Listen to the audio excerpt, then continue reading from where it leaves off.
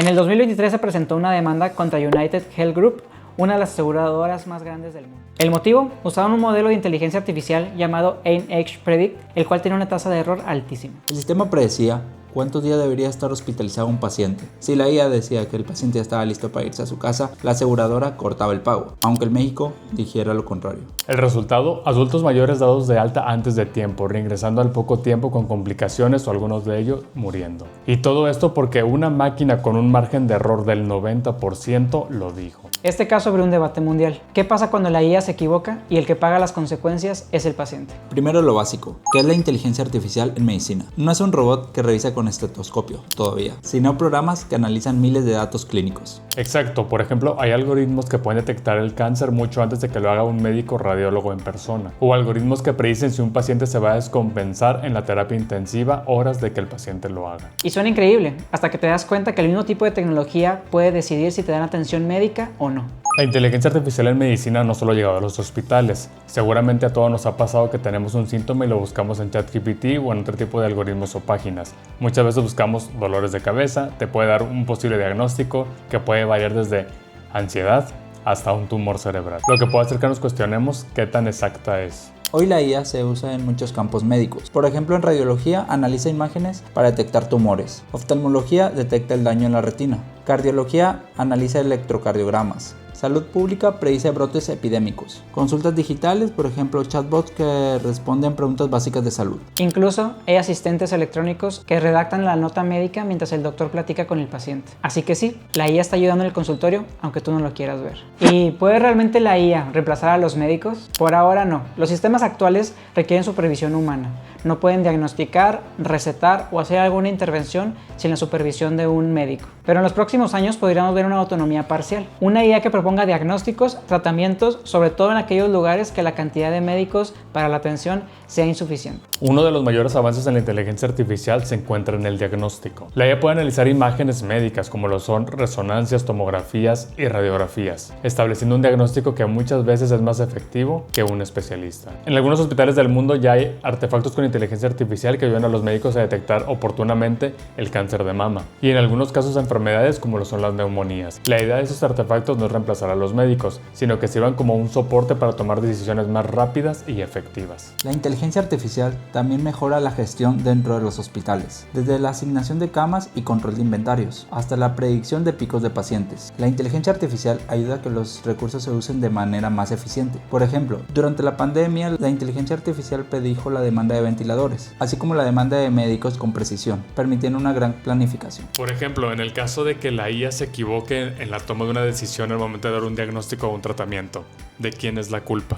Yo digo que la persona que analice los datos y tome la responsabilidad de interpretarlos de acuerdo a su criterio. Yo creo que directamente sería responsabilidad del médico que toma la asesoría directamente de la inteligencia artificial, ya que pues no deja de ser solamente un apoyo, pues al final del día estadístico. ¿Debería una IA poder decidir quién recibe un tratamiento cuando hay recursos limitados, como aquí nos pasa en Dinamarca? Yo creo que puede ser más como un apoyo, pero al final de cuentas quien toma la decisión es el personal que va a tener la responsabilidad. Al menos en mi opinión, si los criterios que se van a tomar en consideración para decidir a quién sí, a quién no darle el tratamiento son muy estrictos, yo creo que sí sería una herramienta que ayudaría a discernir a quién sí y a quién no. En el caso de protección de datos personales, en el caso de la IA, todos estos datos y toda la información sobre el paciente se cargan en una base de datos como tal. ¿Veríamos necesario tener un consentimiento explícito al momento de usar este tipo de información, ya que esta información va a quedar guardada y pudiera llegar a ser vulnerable? Sí, totalmente. O sea, yo digo que los datos, al ser estar en una base de datos, deben ser totalmente cuidados y dentro de una base de datos deben estar protegidos. Obviamente, al llenar tú el consentimiento estás dando como legalidad de que puedan ser usados de acuerdo al criterio del software. Entonces sí debió haberse llenado un consentimiento que va a ser nada más explícito y usado ahí, no bajo otros criterios. Obviamente si la software es hackeado o algo, ya es totalmente responsabilidad pues de quien lo creó.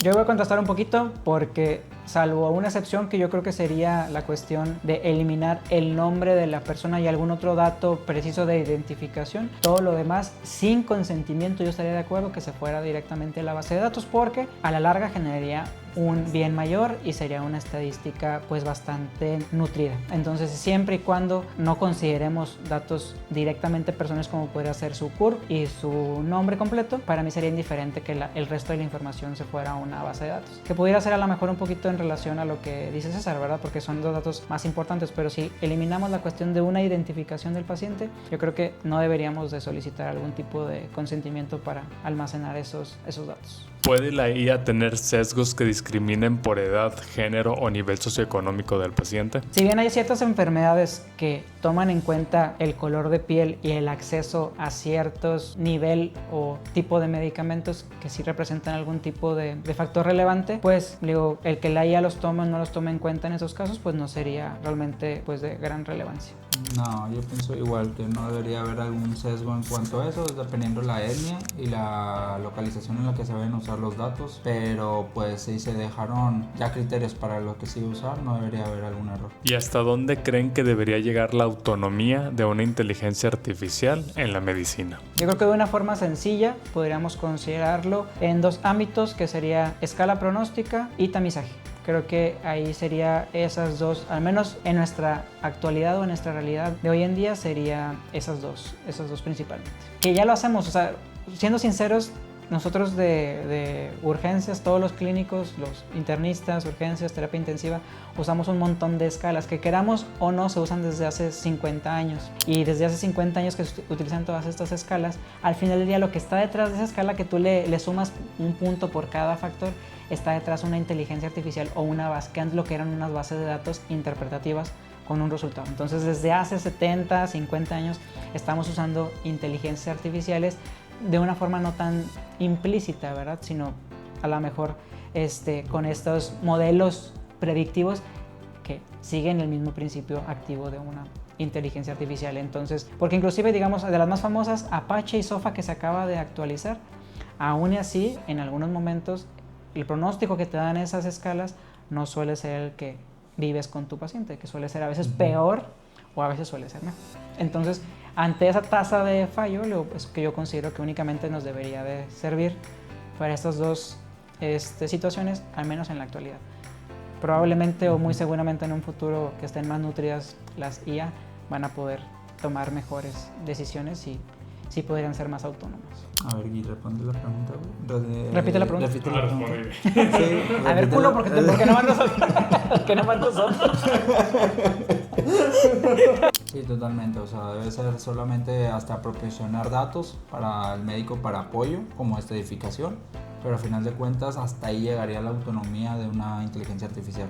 Pienso que ya el médico que vaya a utilizar esos datos es el quien va a tener totalmente la jurisdicción de tomar la decisión final de lo que se va a hacer. Y hablando del caso de ahorita del 2023 de la aseguradora en la que se le negó la atención, bueno, se le cortó la atención a ciertas personas mayores, ¿creen que podría usarse la IA para predecir quién enfermará en un futuro y de qué enfermedades para poder así negar seguros a esas personas o cobrar más cara la póliza? Yo pienso que sí, o sea, como meramente estadístico puede basarse de acuerdo a criterios para basar lo que va a tomar de decisión al final, pero tiene que basar como una aprobación humana, por así decirlo. Yo creo que sí, o sea, realmente el que junte tus factores poblacionales o características propias, inclusive hay estudios o genéticos que te hablan de predicción de ciertas enfermedades, entonces pues si eres candidato a, pues probablemente sí se pudiera tomar en cuenta eso para un costo más caro de la póliza, que ya se hace, ¿verdad? Conforme más grande seas o tengas alguna enfermedad, inclusive a veces no eres un candidato. Incluso no te pueden autorizar el seguro. Así es, dependiendo de enfermedades que ya presentes. Determina si eres candidato o no a poder tener una póliza o su costo se eleva estratosféricamente. Entonces, pues yo creo que sí va a ser un punto de partida que la probabilidad no da certezas, ¿verdad? Pero va a llegar un momento en que ese cálculo o ese cálculo de probabilidad pues sí sea bastante eficiente. Entonces, pues sí, si la respuesta es sí o no, pues sí. ¿Crees que la inteligencia artificial en la formación académica, independientemente de la medicina, en todas las carreras, es favorable y que esta no va a generar una dependencia en las personas al momento de estudiar? Yo la veo más como un apoyo, o sea, totalmente aceptable, es un rubro nuevo actualmente, pero sí, o sea, de que debe estar implementado actualmente en estancias médicas, es totalmente aceptable. No depender, pero sí como apoyarse de las nuevas inteligencias artificiales para llegar a un diagnóstico y mejorar a la salud del paciente. Yo lo veo como metafóricamente como la evolución que tuvimos de la máquina de escribir a la computadora. Entonces va a ser un proceso de adaptación en la que va a tener sus ventajas y desventajas. En la actualidad yo he visto que muchos, obviamente hablamos desde el punto de vista médico porque pues somos médicos, ¿verdad? Es el ámbito en el que vivimos. He visto cómo se abusa de la inteligencia artificial o se mal usa, creo que serían los dos términos que utilizaría, pero también he visto cómo se le saca un provecho bastante importante en la práctica y formación de los médicos del futuro. Entonces yo creo que va a ser más un proceso adaptativo que debemos de saber sobrellevar para poder evitar que sesgue o altere nuestra percepción de la práctica. O sea, no es del diablo. No es del diablo. Podría ser en algún momento. He visto demasiadas películas en las que esto termina muy mal. Y para redondear lo que mencionábamos del caso legal del 2023, pues bueno, la Corte determinó la responsabilidad en cuanto al error de la IA y la aseguradora fue acreedora a una multa o hacia la culpabilidad y tuvo que generar una reparación de los daños. Entonces, pues en este caso pareciera que el villano realmente no fue el culpable del todo, ¿verdad? El que terminó siendo el culpable fue su creador, o más bien el que lo estaba utilizando. Bueno, esto fue un video un poquito más light, más corto. Hablamos sobre inteligencias artificiales.